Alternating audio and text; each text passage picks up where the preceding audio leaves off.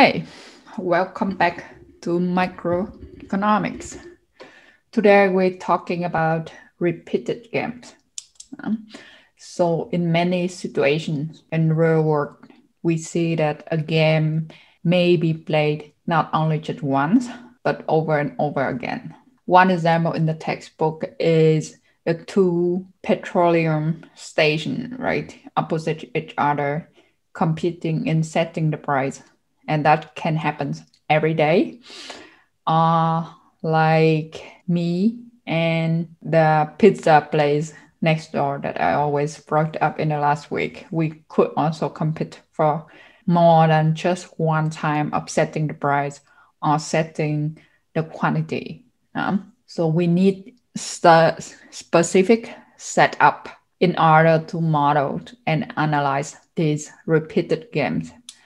So we will first introduce the terminologies called stage game. So each game that you play per day, if you one of this gas station, the game that you play on a certain day is called a stage game. So the repeated game just a combination of many stage games.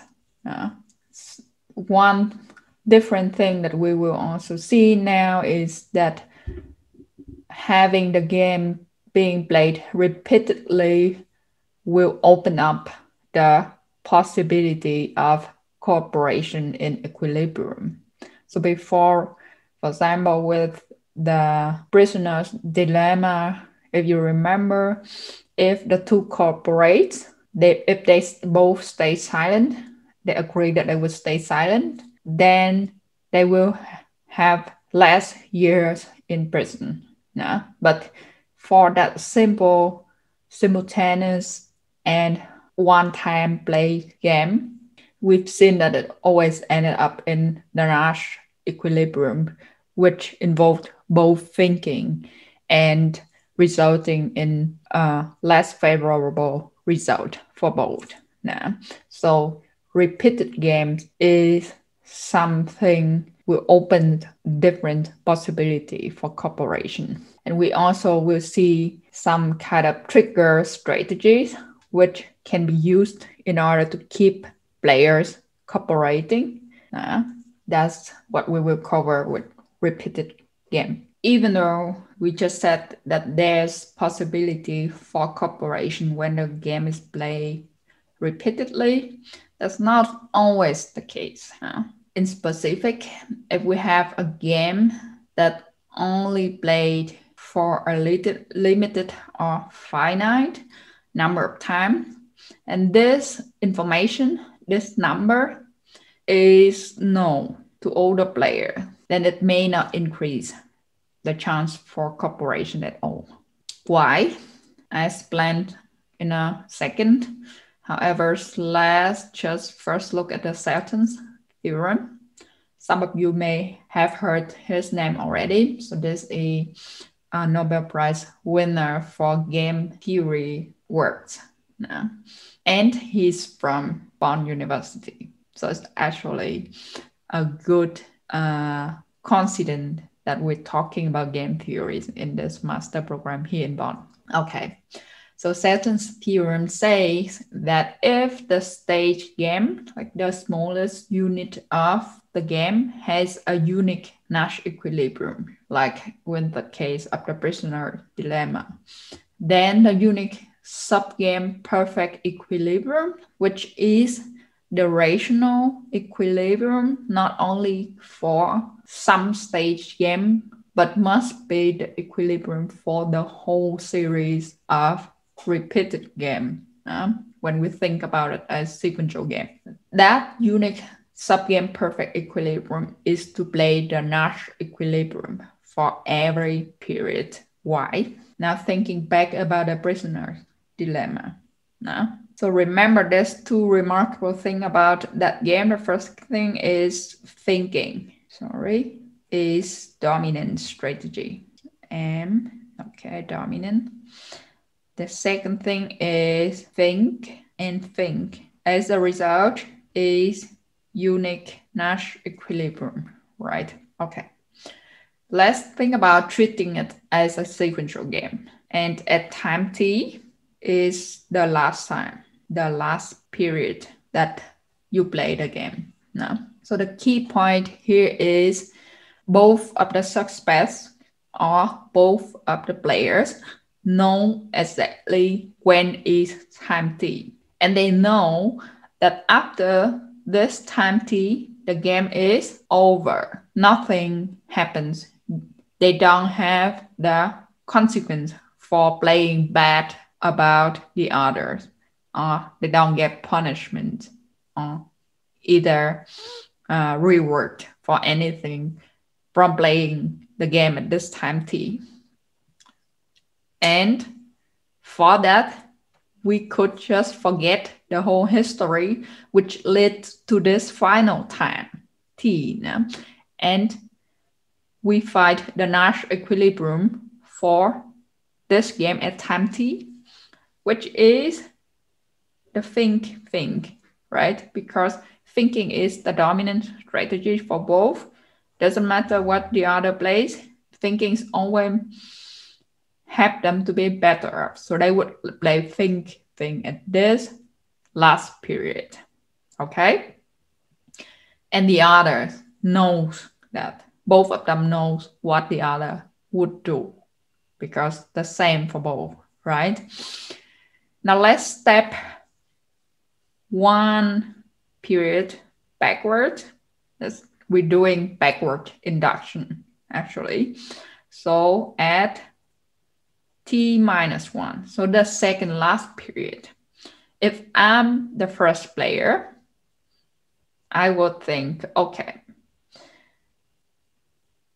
the second player, my company or companion, will think anyway in the next period, in period t, the last period.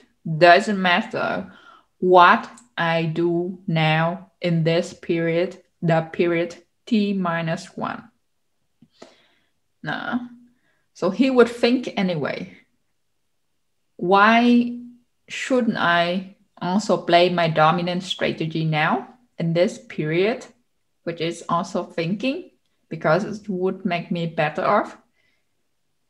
I mean, I only think about the trade-off when I expect some better outcome or not worse outcome in the next period, right? When it gives me some reward afterward.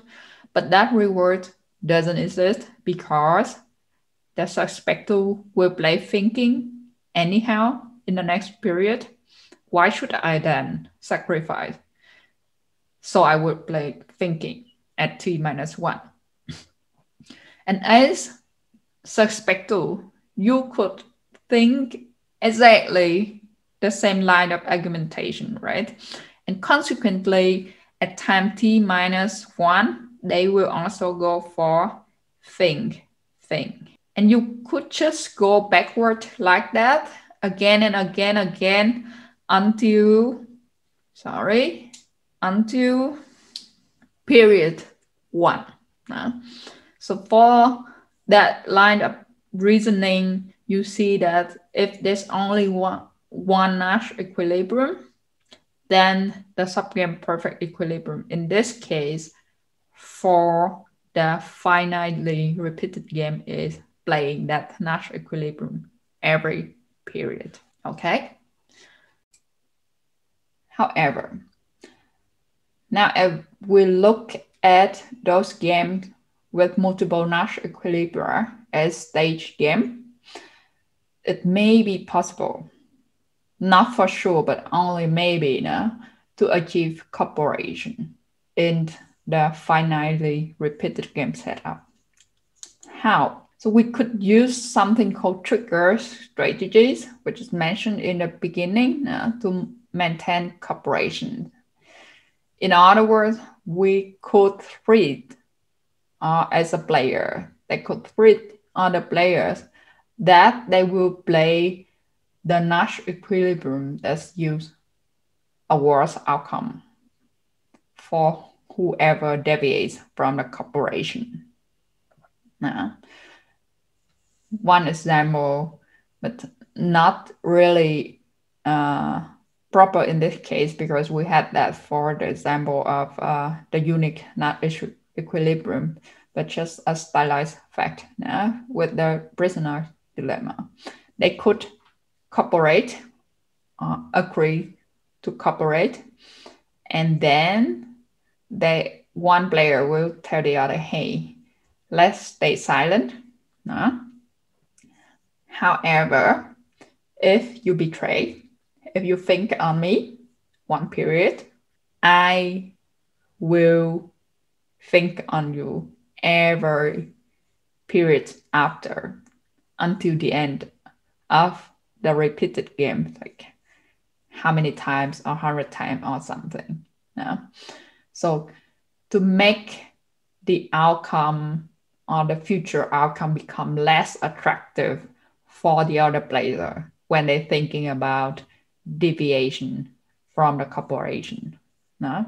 Then in order for this corporation to be sustainable in that subgame perfect equilibrium, so one thing to note here is the corporation, different from before, is considered also a subgame perfect equilibrium. There are certain conditions that must be met. The first thing is the game must be repeated often enough so that the punishment for deviation is severe enough in order to prevent deviation or to scare the player away from thinking about deviation.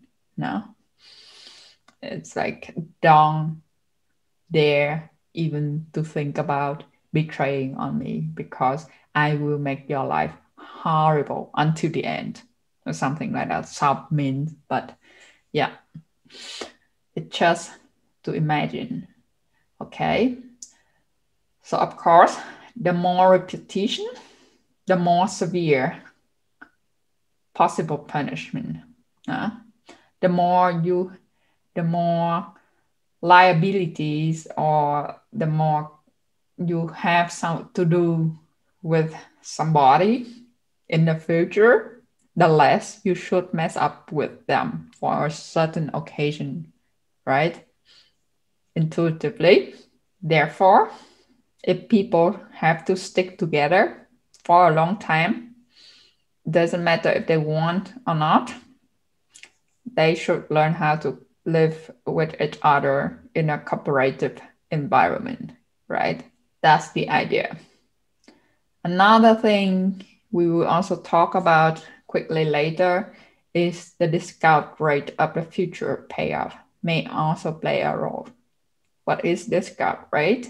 It's because the payoff you receive or you foresee to receive in the future's periods needs to be discounted to a present time in order to have a comparable measure, right? So that discount rate will also play a role. Okay, so here's the fork theorem for finally repeated games. It's called fork theorem because it was popularly accepted. There's several fork theorems, not just one, for different games, and also different versions for specific type of game. And it has that name because in the early history of game theories in the 50s of last century, for example, it was widely accepted among game theorists, but without any signature on it. So that means that nobody really know where it came from, even though there's later certain development, different versions with name of the researcher on it. But yeah, originally it just taken as given, and that's called fork theorems. It's like folk music, for example, no? And then this theorem for the case of finitely repeated games, especially for the games with multiple Nash equilibria in the stage game, and no player earns a constant payoff across all equilibria, meaning in some stage players end up in one equilibrium, but in other stage games, like other periods, they may end up in other equilibrium, and at the end their payoff fluctuates randomly. Yeah.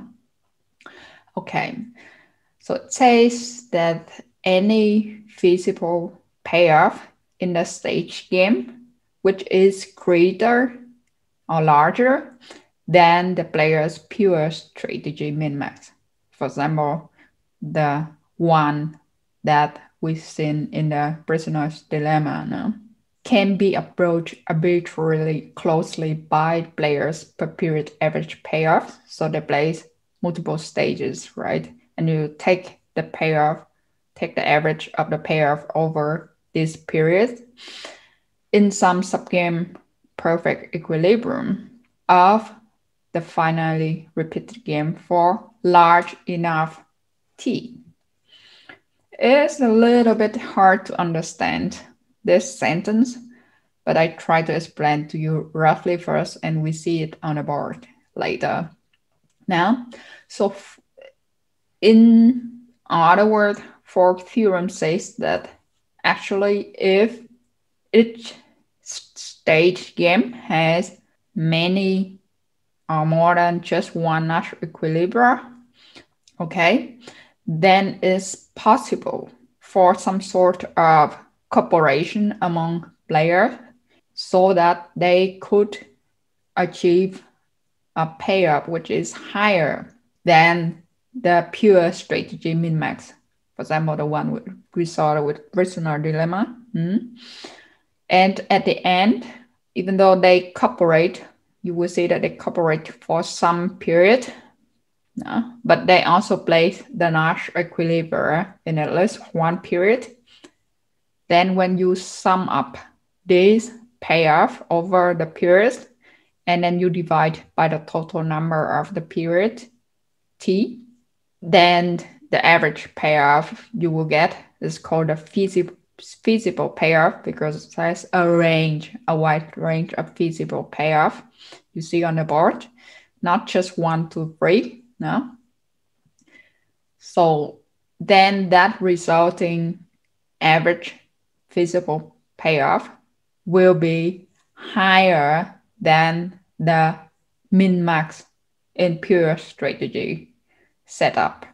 Okay. And that is only possible when we have multiple period in order like to make the cooperation attractive enough to the player. Now you see on the board. Okay, let's do an example. So here I already wrote down the normal form. This example, we have two players. Each has 3 possible strategies in the stage game, and this matrix represents a typical stage game now, with the payoff inside already. So now let's first do underlining procedure to find the Nash equilibrium or Nash equilibria of this game before we proceed further. So A, B, C, if 2 plays A, then 1 should play B, right? And then if 2 plays B, 1 should play also B. If 2 plays C, then A should also play C. That's for A.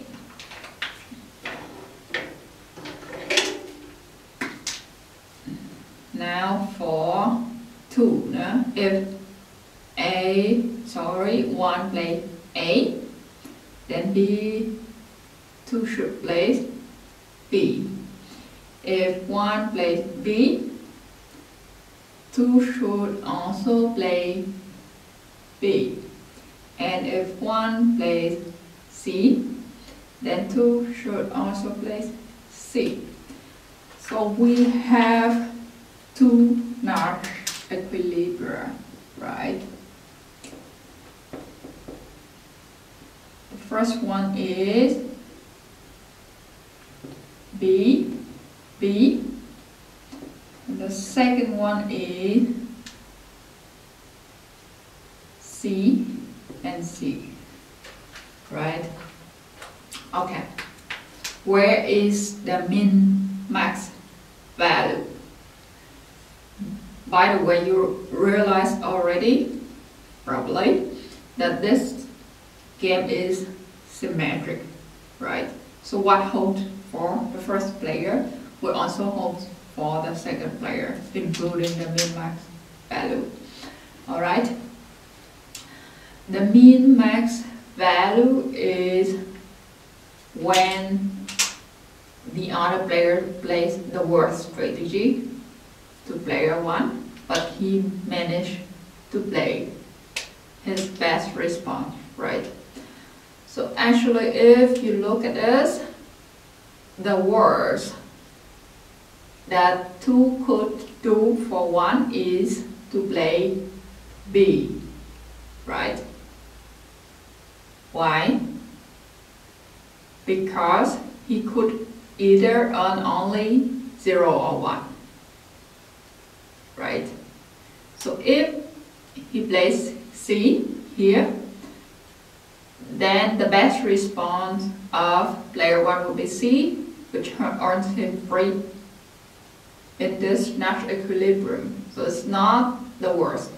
But the worst is actually when he plays B, right? And A is clear because A is clearly benefit for 1, right? So B is the worst.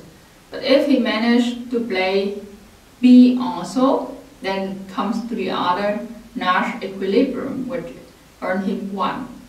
So that's the min-max value.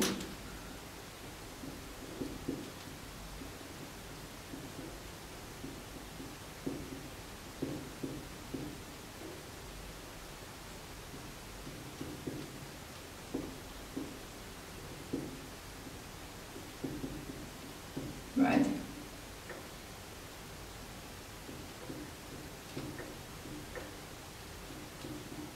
Okay.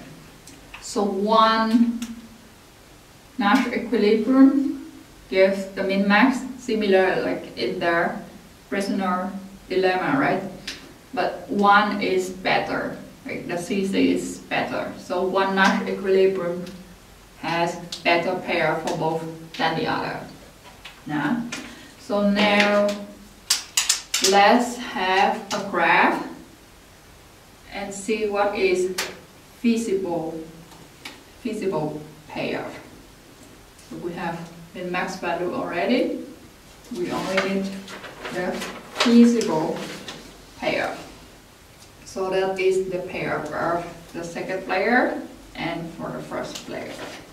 Now, so the maximum pair of each has is 5. So let's denote the 5 somewhere here. 1, 2, 3, 4, 5, right? Okay. Similar for the other. 1, 2, 3, 4, and 5.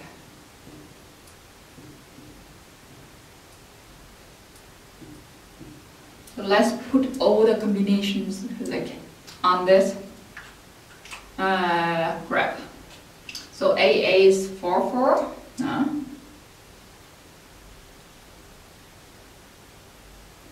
Okay, so 4, 4. This is AA. We have 1, 2, 3, 4, 0, 0. So this is clearly 1 point, right? And then 5, 0. So 5 for 1, 0 for 2, so it should be here. And then 0, 5, the opposite. on the other axis, 1, 1. Here's 1, 1. The worst Nash equilibrium, the min-max for both. And then 3, 3. Okay. So these are all the combination of pairs given by the normal form. And the physical pair, the range I said on the slide, is this zone. So the zone covered by the furthest point on the graph.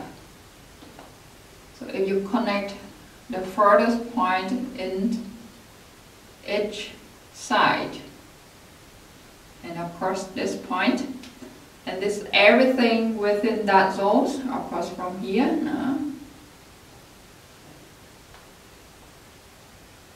okay, is the feasible payoff zone of the game. So let's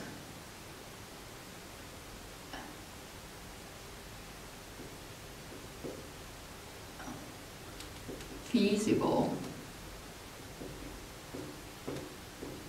payoff will fall within this range. Okay? That's the first thing.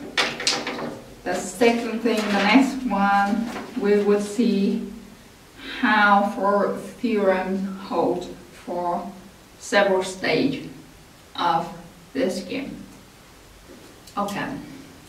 Now we see how things work for a repeated game with a certain number of periods, and how the average payoff of this repeated game could be higher than the min-max value in a pure strategy version of the game that we just showed now. So I sketch again the normal form of the game. Here's the table. Now we would fill it in. Will be a little bit complicated, so I'll take a deep breath. So now if t equals 1, which nothing more than the underlining procedure that we just did previously. So the strategy for player 1 S1 would be either playing C or B, the two Nash equilibria, right? Here, B or C. Similar for player 2. And the payoff they would earn would be either 3, if that's the better Nash equilibrium, or 1, if that's the worst. Okay? This is the case where only plays once. Now we play 2 times. There's 2 periods. There will be different set of strategies for both players. Let's start with the first one. The first one will have, for example, player 1 will play B in the first round. And then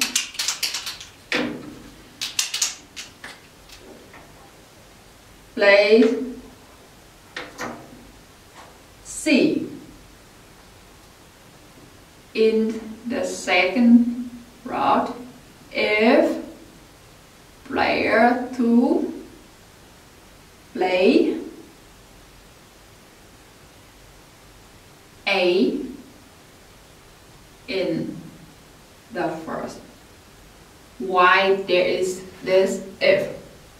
Because if you look at this combination, A is actually the cooperative solution here that would bring down some better payoff than anything else, any other combination, right? So B is obviously the highest payoff for it, but only if the other play A.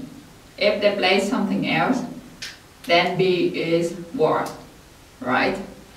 So A is the deal here, and that's why the first player, player 1, say that okay, he would play C in the second round if the other guy played A in the first round, kind of to give a better equilibrium here. Yeah? But if he would play B in the second round, if player 2 play B or C in the first round. Played a little bit packed, but yeah, you have to bear with that because we don't have more space actually. Okay, that is the strategies of the first player. Now the second player, he would play A in the first round, the cooperative one now. Then the next thing, he would also play C, the better equilibrium. Why equilibrium? Have you asked? Keep that in mind, come back later. Or B. Again, this is another equilibrium. Okay? So the pair. Now, so the first player played B in the first stage, so here, and the second played A. So B and A, this cell, right? So the pair for the first one will be 5 plus something of the second round, okay? And the first for the other is 0, because here 5 and 0, right? Plus the second one, the second round, both play C, right? Because he said, the first player said that he would play C if player 2 played A in the first round. And player 2 indeed played A in the first round. So he would play C, and player 2 would also play C. So they have CC, the other Nash equilibrium that we found. So he is free, and he is also free, taking the average, right? That is 8 divided by 2 is 4, right? And his free divided by 2 is 1.5, right?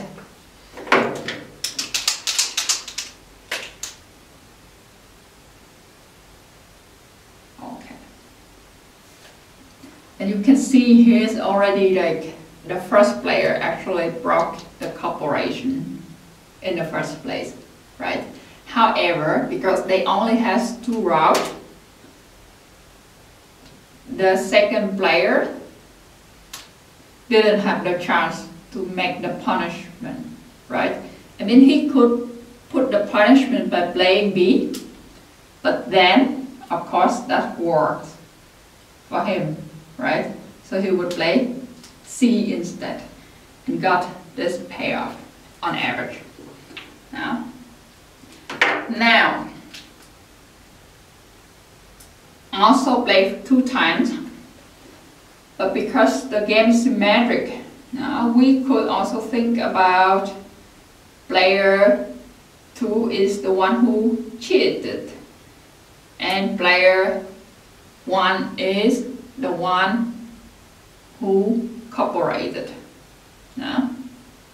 So in that case, the pair for player 1 will be 1.5 now, and for player 2 will be 4, right? Another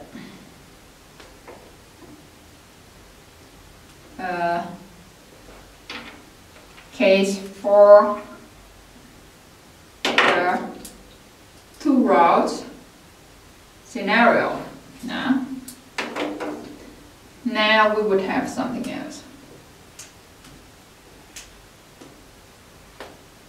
Okay, this is player 2 will play A in the first route, first period. So he wanted to cooperate, right? To achieve cooperation. Then play B in second period if player 2 deviated from A, or cheating, and C in the second route if player 2 cooperated, meaning the second player also play A in the first route, right? And the second player play the same as the first player. So this will be symmetric. Again, similar pair for both. Now, so the pair for A, so first player play A, second player play the same, so AA, right? Cooperation, so 4 plus something, and here also 4 plus something. The second route, player A, the first player will play B if the second player played A in the first one, right? Kept the cooperation, so he would play B. Similar for player 2, so BB. This is deviated, but play C instead for cooperation. So they both play C. So this is 3 and 3, right? Divided by 2, that is 3.5 for each. Now we move on with the case where they play 3 times this game.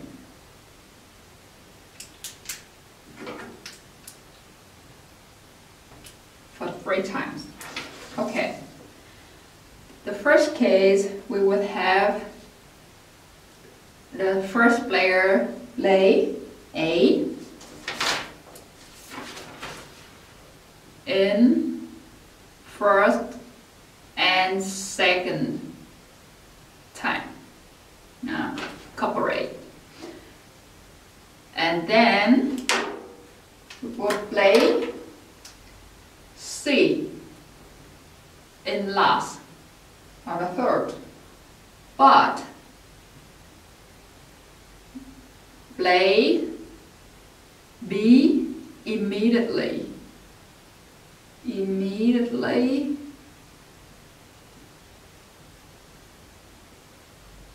until and if player 2 deviate. Deviate means playing something not cooperative. Okay. The same applied to player 2. Same as player 1. So they apply the same strategies. That's the deal.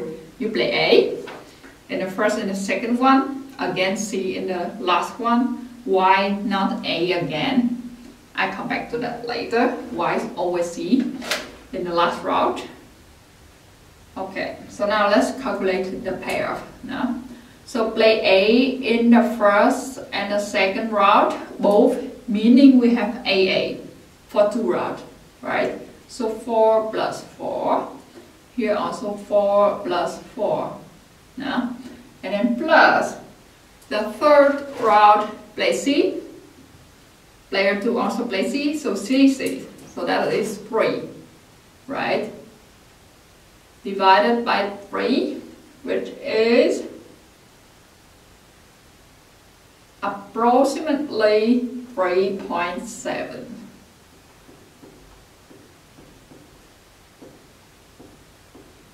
Okay, that's the first scenario. Cooperative until the last stage. Okay. Another scenario also played for 3 times. So first player will play B in the first and second, and play C in last.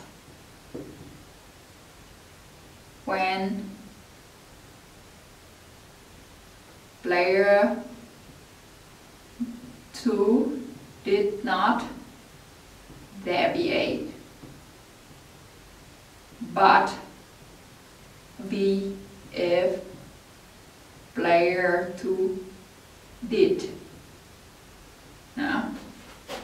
So this is something strange already now, non-cooperative. And the player, the second player would play A in the first and the second route and play C in last. Does it look familiar to you? We have that when we have 2 routes also now. So the first players actually didn't intend to cooperate at all, and he played B for 2 routes. Why the second player meant to cooperate and he played A for 2 routes? Which would you bad outcome for him? Because that means BA, this combination, this cell will occur twice, right? The first 2 times, which would give the first player the pair of 5 plus 5 plus something, and the second player will get 0 for twice plus. So he's a little bit passive in this situation now. Now, play C in last when player 2 didn't deviate. Obviously, player 2 didn't deviate, so he plays C. And player A plays also C, right? Because it doesn't make sense now for him or her to play B, because it even get less payoff now, right? So CC will be 3 and 3 for each. Everything divided by 3. Right? So the first player on average will get 4.3, while the second player only get 1. The last scenario for the 3-stage game is, again we switch the player strategy, and then we have player 1 earn 1, player 2 earns 4.3, and that is what we get. Okay, now come back to the question, why is always C, always the Nash equilibrium at the end? Because for finitely repeated game, you can keep the player cooperating for all the other periods, but not the last one. The reason is exactly what I said with the prisoner dilemma with backward induction, right? Because after that last period, nothing happens. There's no punishment, no consequence, no reward. So that ultimately will turn both players back to the Nash equilibrium. So that's why there's no cooperation in this last round. Okay? Next, we will put this average payoff on the graph that we had in the beginning to see what actually mean by Fock theorem. Okay, so now let's put the average payoff that we just calculated for different t, the scenarios that we have for different number of periods, put it in this zone of feasible payoff of this finitely repeated game to see what Fock theorem says. Now, so let's use the same color like here. So the feasible payoff, if you have only one route, one period, is 3, 3 or 1, 1. So 1, 1 is actually the min max value, right? And then 3, 3, which is, should be here, I think, yeah. Let's accept it. Okay. This is the 2 payoff. So I put it here like a solid circle, so to say. The second one, t, when t increases to 2, you have 1.5 and 4. So 1.5 is here now, and 4 is here. So that will be like this.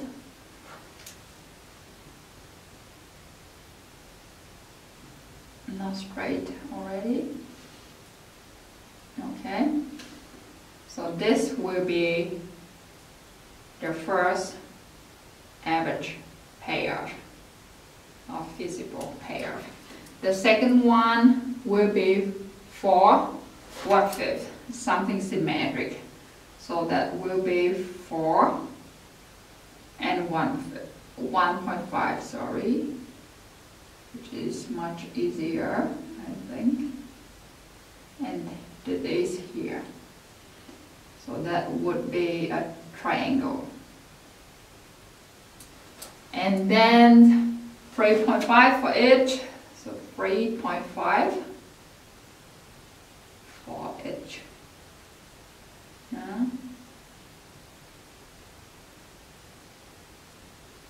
Okay, this is another triangle, 3.5 for each.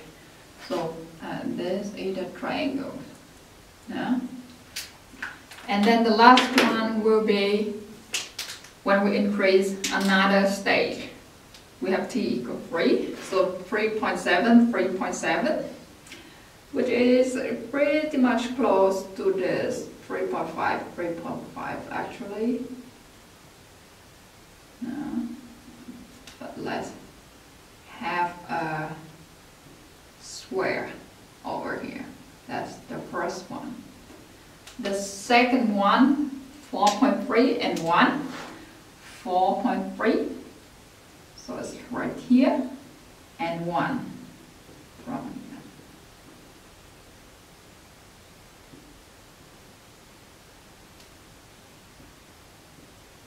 This is another square.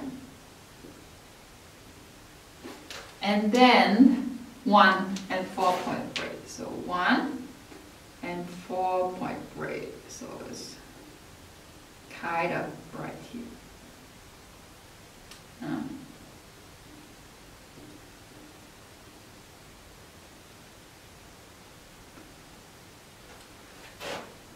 Okay, let's put a square over here. So that is the average payoff for playing 3 rounds. Okay. So now what you see is actually everything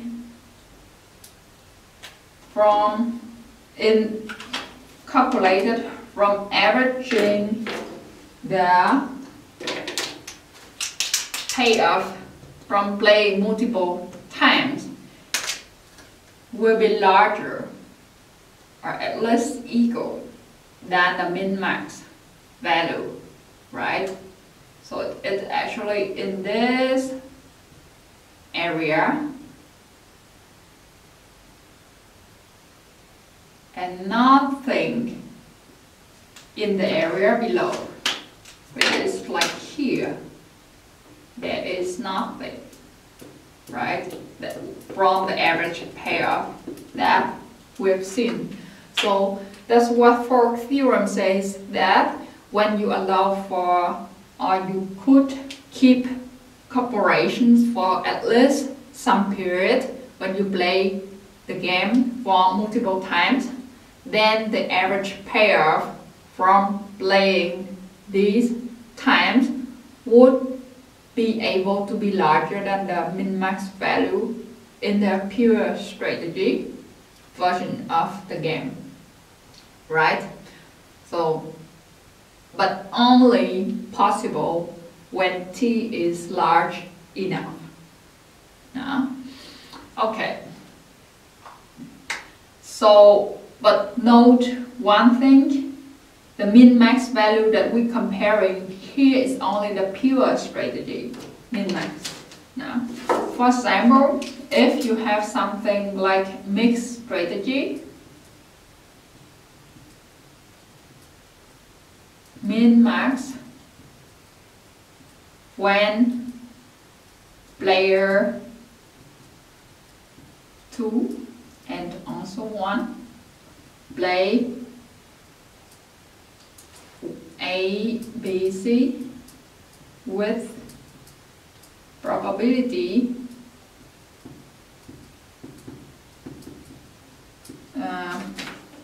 0, 3/4 and 1/4. Then your expected payoff will be then the min-max will be 3/4 and 3/4. So it will be somewhere over here. And then that is lower than the pure strategy min-max. Just one small thing to notice.